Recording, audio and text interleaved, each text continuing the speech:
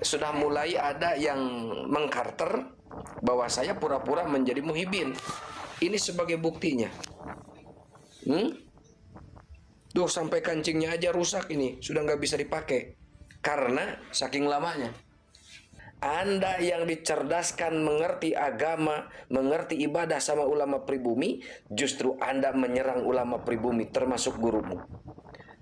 Anda tidak sadar bahwa dari kalangan mereka habaib sangat merendahkan dan meleceh, bahkan menghina gurumu yang mengajar kita ini mengerti tentang agama.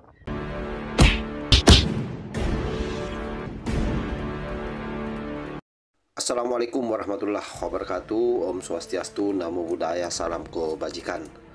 Kembali bersama 9.0 TV. Video di awal yang saya sematkan itu adalah salah satu mantan Muhyiddin yang memang beberapa hari yang lalu sempat saya up videonya. Dan ternyata setelah beredar viral video tersebut, banyak dari kalangan Muhyiddin yang kemudian menyaksikan mantan Muhyiddin ini malah dituduh bahwa mantan Muhyiddin ini berbohong dan tidak pernah menjadi Muhyiddin. Padahal kalau kita melihat videonya, baju yang dia kenakan itu adalah salah satu baju yang dikeluarkan oleh Majelis Zikir Rasulullah yang merupakan besutan Bahar Smai, beri bukti bahwa orang ini betul-betul Muhyiddin sejati. Tetapi apapun itu, saya kira memang para Muhyiddin yang sampai hari ini masih berada di bawah kerangkeng Lambang Lawi itu tidak semudah itu menerima dari pernyataan mantan Muhyiddin ini. Oleh karena itu, mantan Muhyiddin ini berharap dengan video yang dia buat itu mampu memberikan penyadaran sekaligus kesaksian langsung kepada seluruh halayak bahwa sesungguhnya dia tidak berbohong bahwa dia adalah mantan Muhyiddin, dan beberapa bukti-bukti dia perlihatkan di dalam videonya. Untuk lebih jelasnya bagaimana kesaksian daripada mantan Muhyiddin ini, coba kita simak secara bersama-sama. Assalamualaikum warahmatullahi wabarakatuh. Allahumma sholli ala sayyidina Muhammad wa ala ali sayyidina Muhammad. Amma ba'du. Sahabat yang masih mencintai negara Republik Indonesia, nih saya mantan Muhyiddin. Ada yang bilang di saat misalkan saya bukan mantan Muhyiddin, ini siapa yang tahu dengan jaket ini? Ini udah berapa tahun ini? Kayaknya di 2010 sampai dengan sekarang berarti berapa tahun tuh? 12 tahun ya. Nah, mantan Muhyiddin. Alhamdulillah. Nih, siapa yang tahu ini? Nah, satu lagi ini sahabat sebagai membuktikan ya bahwa saya cuma mengaku doang mantan Muhyiddin. Nih jaketnya. Istri saya pun saya belikan dulu. Nah, ini ada yang nitip silsilah tuh. Ya. Nih di depan ruang tamu saya. Perlu dinyalakan ya. Sahabat. Nih. Siapa ini? Yang di Malaysia ditangkap. Said Amin katanya. Nih, siapa ini? Nih, jualan ini nih, apa ini? Habaib yang kayak gini jualan. Ini siapa yang tahu ini? Wow. Ya. Kalau ini asli zuriyah Nabi. Satu lagi yang ini. Siapa itu? Jadi sahabat, di saat kita objektif dengan informasi yang ada dan selalu menimbang berita yang asli, ya, insya Allah kita akan menjadi pribadi yang cerdas. Ya, silakan kita lepas semuanya antara habaib dengan Bani Wali Songo, lalu kita mempelajari tentang kisruh nasab ini melalui versi yang adil.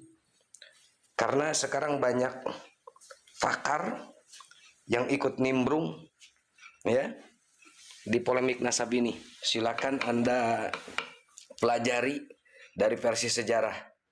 Dr. Anhar Gonggong, Dr. Agus Sunyoto bagaimana menjawab dari banyak klaim dari kalangan habaib, dan itu bukan sebagai mukimat atau pendukungnya Kiai Imad, bukan, karena versi ahli sejarah Indonesia.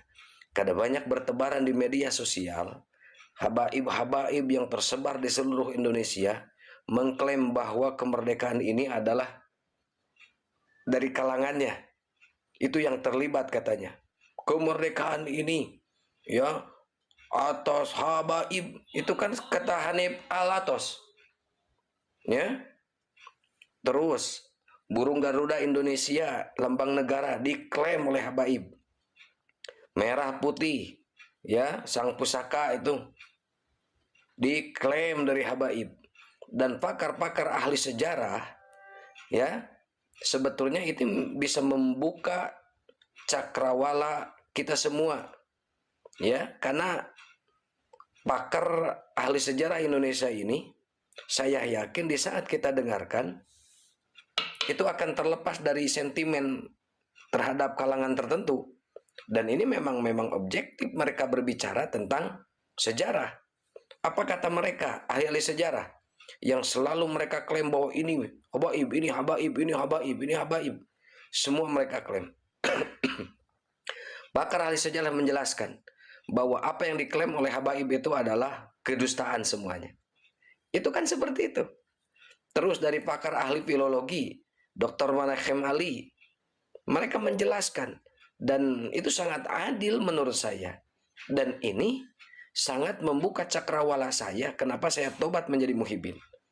Nah, menurut Dr. Manachem Ali, ahli filologi, ternyata yang diklaim sebagai leluhurnya para habaib yaitu Ubaidillah, yang memang fiktif, tidak ada catatan sama sekali. Lalu mau dipercaya dari sisi mana? Sedangkan dari setiap generasi tidak ada catatan. Dari abad 4, 5, 6, 7, 8 muncul abad 9 akhir. Ya, bersepuluh berarti. Tiba-tiba muncul. Sedangkan tidak ada rujukannya dari mana. Data faktanya dari mana bisa dimunculkan.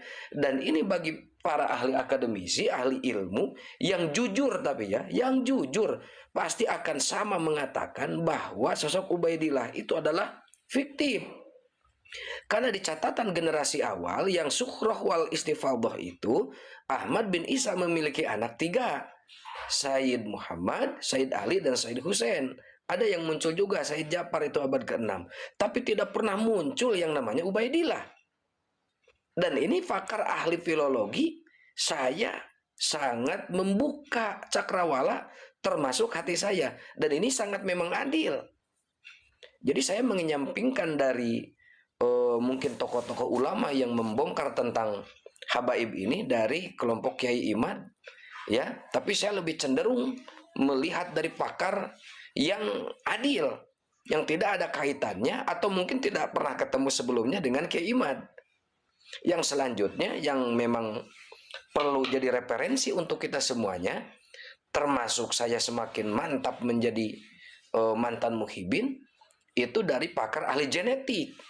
Dan ini memang fakta. Seluruh dunia menyatakan saat sekarang sepakat bahwa haplogrup dzurriyyah Nabi itu Bani Hasan, Bani Husain, termasuk Bani Quraisy sampai Nabi Ismail, Nabi Ibrahim adalah J1, J2.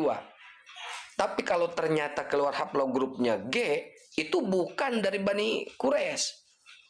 Apalagi dari Bani Hasan wal Husain, sangat jauh. Dan ini sangat membuka cakrawala pikiran saya, apalagi saat sekarang ini zaman modern. Karena ada keterangan kan, ikro kita baka binafsika, untuk membaca, ini nih yang ada di dalam diri. Ini kan ahli-ahli genetik, salah satu untuk membuktikan mujizatnya, mujizat Al-Quran. Nah, ini video ini sengaja saya buat karena sudah mulai ada yang mengkarter bahwa saya pura-pura menjadi muhibin. Ini sebagai buktinya. Tuh, sampai kancingnya aja rusak ini, sudah nggak bisa dipakai karena saking lamanya. Begitu sahabat. Ya, di saat kita hidup di Indonesia, bisa ngaji sama ulama pribumi, bisa kitab sama ulama pribumi, bisa ngaji nahu, sorob, Imriti, Alfiyah, itu sama ulama-ulama pribumi. Lalu kenapa di saat polemik nasab ini muncul, Anda yang dicerdaskan mengerti agama, mengerti ibadah sama ulama pribumi, justru Anda menyerang ulama pribumi termasuk gurumu. Anda tidak sadar bahwa dari kalangan mereka habaib sangat merendahkan dan meleceh, bahkan menghina gurumu yang mengajar kita ini mengerti tentang agama. Apa mereka bilang? Belajar sama Habib yang jahil. Yang bodoh jahil itu. Itu jauh lebih mulia daripada belajar sama 70 kiai yang alim. Bayangkan itu. Habib yang bodoh, yang tolol, yang nggak ngerti agama. Itu dimuliakan derajatnya sampai mengalahkan 70 kiai yang alim. Itu kan penghinaan. Wahai Muhibin, gurumu dihina. Kau yang sampai seperti ini dididik sama ulama pribumi. Gurumu dihina, kau diam saja. Sedangkan pakar-pakar sampai di dunia menyatakan bahwa mereka bukan durian Nabi. Kau kalau bela mati-matian betapa bodoh dan tololnya. Begitu sahabat. Ya, satu lagi sebagai penutup. Bertebaran itu media sosial. Ada satu Habib yang bilang, telapak kaki Habib yang bodoh, itu yang maksiat, yang zina, pemabuk, itu telapak kakinya meskipun kotor, jauh lebih mulia daripada kepala kiai yang pakai sorban. Itu bayangkan telapak kaki Habib yang bodoh, yang jahil maksiat, penuh dosa, itu lebih mulia kok dibandingkan dengan kepala kiai yang pakai sorban. Bukankah itu bentuk penghinaan? Sadarlah wahai pribumi, sadarlah wahai sahabat, gurumu yang mengajar dirimu mengerti tentang agama dan cara ibadah dihina. Kau diam saja, kau malah membela yang menghina gurumu. Bukankah kita ingin mendapatkan ilmu yang berkah manfaat? Salam waras. Karena kita dikasih akal sama Allah. Kenapa manusia diciptakan sebagai makhluk yang paling mulia dan sempurna? Nih, karena ada akal. Semoga ini menjadi video jawaban. Takutnya ada yang menyangka bahwa saya pura-pura menjadi muhibin. Itu sebagai buktinya di depan ruang tamu banyak foto, sengaja saya belum copot. Sebagai membuktikan bahwa saya memang benar-benar muhibin dahulu. Dan ini buktinya nih. Waktu dulu Habib Umar datang pertama kali ke Indonesia. Nih di Monas. Ya, hadir. Saya ikut terlibat situ hadir. Nggak tahu tahun berapa itu, lupa lagi saya ya, karena sudah lama itu. Waktu di Monas pertama kali itu. Alhamdulillah saya berangkat dari Bandung. Wah, sekian dulu sahabat. Semoga ini menjadi